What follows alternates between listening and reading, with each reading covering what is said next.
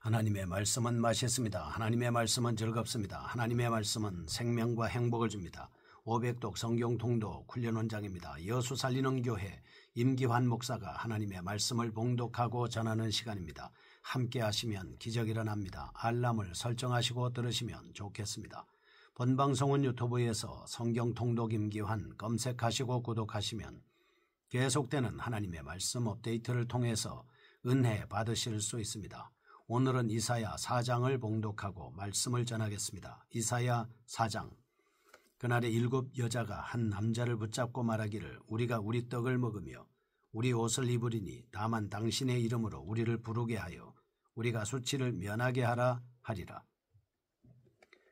그날에 여호와의 싹이 아름답고 영화로울 것이요 그 땅의 소사는 이스라엘의 피난한 자를 위하여 영화롭고 아름다울 것이며 시온에 남아있는 자, 예루살렘에 머물러 있는 자, 곧 예루살렘 안에 생존한 자 중 기록된 모든 사람은 거룩하다 칭함을 얻으리니 이는 주께서 심판하는 영과 소멸하는 영으로 시온의 딸들의 더러움을 씻기시며 예루살렘의 피를 그 중에서 정결하게 하실 때가 됨이라. 여호와께서 거하시는 온 시온산과 모든 지폐 위에 낮이면 구름과 연기, 밤에는 화염의 빛을 만드시고 그 모든 영광 위에 덮개를 두시며 또 초막이 있어서 낮에는 더위를 피하는 그늘을 지으며 또 풍우를 피하여 숨는 곳이 되리라. 아멘. 이사야 40장입니다. 여호와의 싹을 통한 시온의 정화입니다.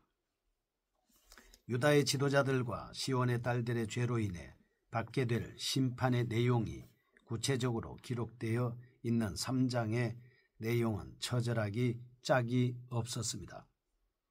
그러나 본장에서는 이제까지 비참함과는 대조적으로 남은 자를 위한 하나님의 구원에 관한 약속이 나타나고 있습니다.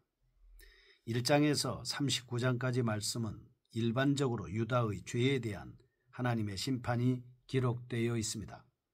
40에서 66장은 하나님의 위로와 구원의 말씀이 주로 언급되어 있습니다. 그러나 4장은 전반부에 속함에도 불구하고 후반부에서 두드러지게 계시될 하나님의 구원에 관한 소망을 감동적으로 드러내주고 있습니다. 그런데 4장에서 드러나는 구원 약속은 근본적으로 메시아를 통한 구원의 약속이라고 볼 수 있겠습니다. 좀 더 구체적으로 말한다면 하나님의 백성 이스라엘이 장차 오실 메시아의 속죄 사역을 통해 죄악과 심판에서 구속될 것이다 라고 하는 약속을 하고 있습니다. 특별히 4장은 이와 같은 메시아의 도래로 인한 남은 자들의 구원과 영광을 직접적으로 나타나기 위해 여호와의 싹을 언급하고 있습니다. 여호와의 싹은 다윗의 후손이나 가지로 불려지는 그리스도의 명칭입니다. 인류를 구원할 그리스도의 역할을 알려주고 있는 것입니다. 선지자는 이와 같이 시온을 향한 하나님의 구원 계획을 메시아에 관한 직접적인 예언을 통해 드러내고 있습니다. 본서가 구약 중에 복음서라고 불리는 이유는 바로 어떤 선지서보다도 메시아에 관한 예언을 보다 직접적으로 그리고 풍성하게 나타내주고 있기 때문입니다. 한편 4장은 전체가 6절로 이루어진 아주 짧은 장입니다. 더구나 1절이 내용적으로 3장에 속한다는 사실을 고려할 때 전체가 5절로 이루어지고 하나의 주제에 초점이 맞춰져 있는 아주 짧은 장입니다. 그러므로 본장은 사실상 달라 구분이 불필요하다 이렇게 볼 수 있겠습니다. 1절입니다. 그날에 7 여자가 한 남자를 붙잡고 말하기를 우리가 우리 떡을 먹으며 우리 옷을 입으리니 다만 당신의 이름으로 우리를 부르게 하여 우리가 수치를 면하게 하리라. 아멘. 심판의 결과에 대한 말씀입니다. 2절과 3절입니다.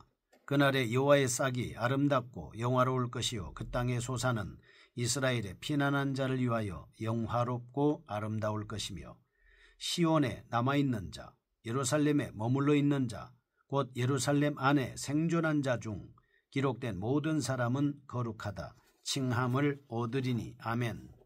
이 말씀은 여호와의 싹으로 인한 남은 자의 영광에 대한 말씀입니다.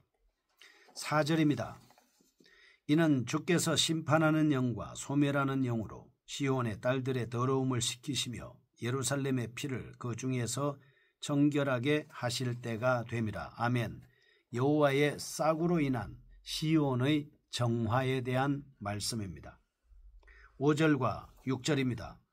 여호와께서 거하시는 온 시온산과 모든 지폐 위에 낮이면 구름과 연기, 밤이면 화염의 빛을 만드시고 그 모든 영광 위에 덮개를 두시며 또 초막이 있어 낮에는 더위를 피하는 그늘을 지으며 또 풍우를 피하는 숨는 곳이 되리라. 아멘.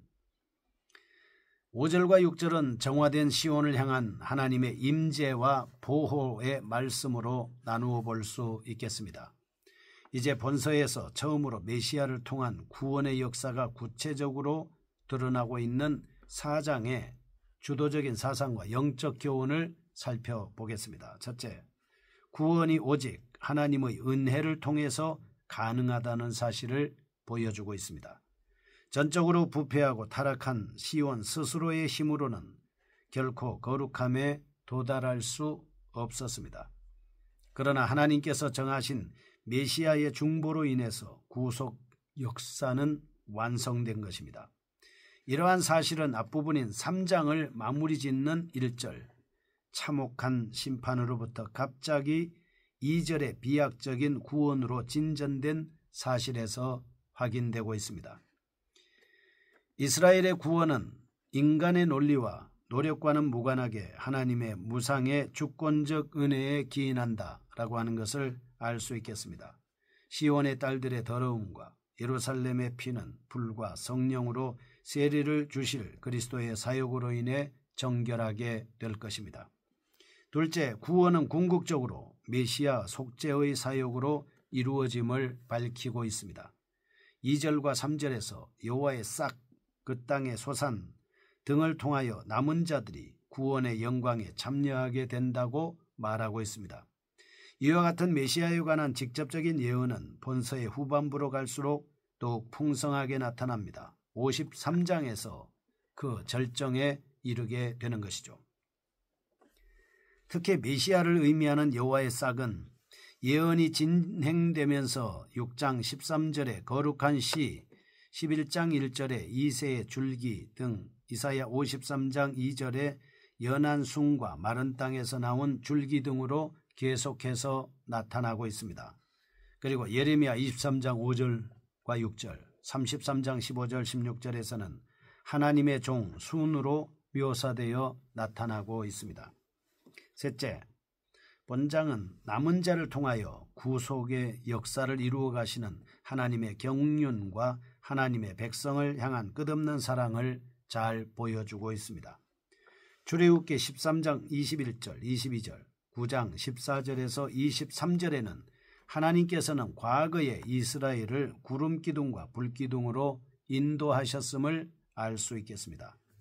이스라엘 백성의 거듭된 반역에도 불구하고 성막에 임재하시며 끝까지 보호하셨습니다. 그런데 이제 여호와께서는 메시아의 속죄 사역을 통해 성결케 된 이스라엘 위에 임재하시겠다고 약속하고 있습니다. 백성들의 범죄에도 불구하고 하나님께서는 시온을 성결하게 만드시고 이전보다 더욱 충만한 하나님의 임재와 보호와 인도를 베푸시는 것을 알 수 있습니다.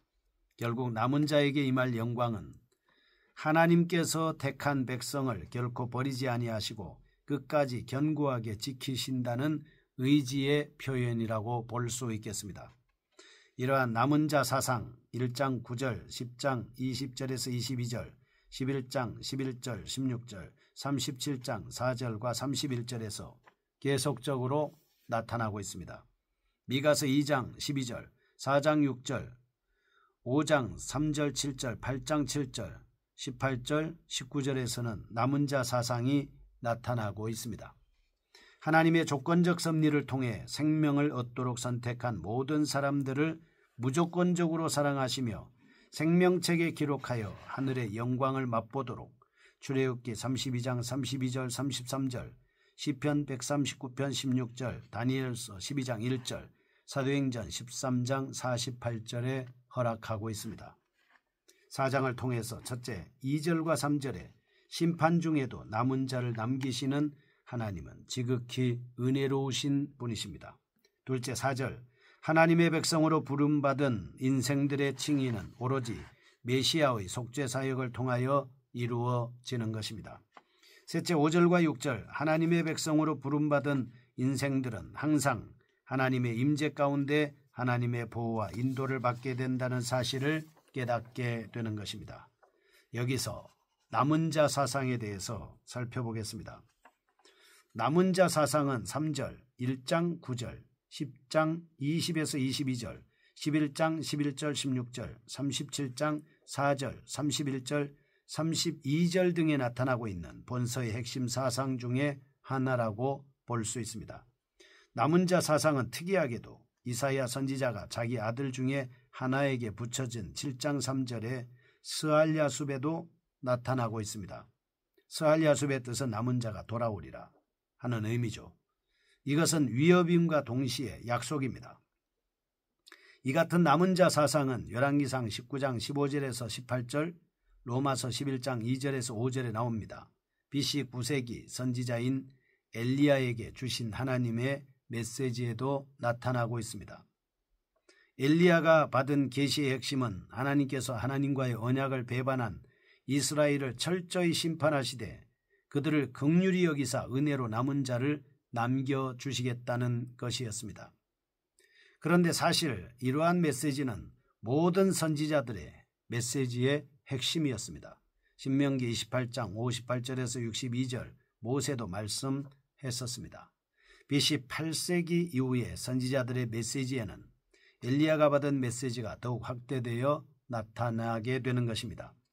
사실 남은 자 사상은 엘리야 시대 이전, 아니 아담과 하와의 타락 이후부터 있어 왔습니다.